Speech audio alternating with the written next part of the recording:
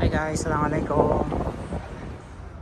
Yan yung conference center. Sa loob merong cinema. Ayan. Itong tower na to, this one, it used to be Samba Tower, pero ngayon SNB na siya kasi nawala na yung Samba Samba Bank. Tapos yung doon sa likod niya, this one, that is Samsung Tower. And this is this brown one is parcel 114, but now is owned by Riyadh Bank, mashallah. This white one is parcel 115, pero hindi ko alam kung kaninong company ito. Yung doon sa likod is parcel 109. This is parcel 111. 112.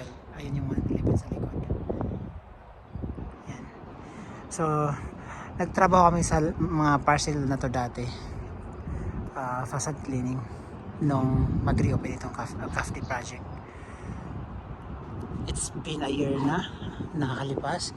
Tapos itong banda dito, itong conference center, during Riyadh Noor, last 2 years I guess, kami yung nag-install dyan ng mga vinyl sticker, yung iba't ibang kulay, at nalinis din namin yan one time. Ito mga coffee shop to pero mag-open sila mamaya pag wala ng araw. Yan. At itong dalawa na to, mga vlogger yan. Excuse me, are you vlogger from which country are you? You are Philippines? La, hada Bengali. Mafi? Mashallah. Filipino, mashallah. So these are coffee shops, this one and this Orth Cafe also. Ang dami pa doon sa likod. So mag-iikot kami dito today.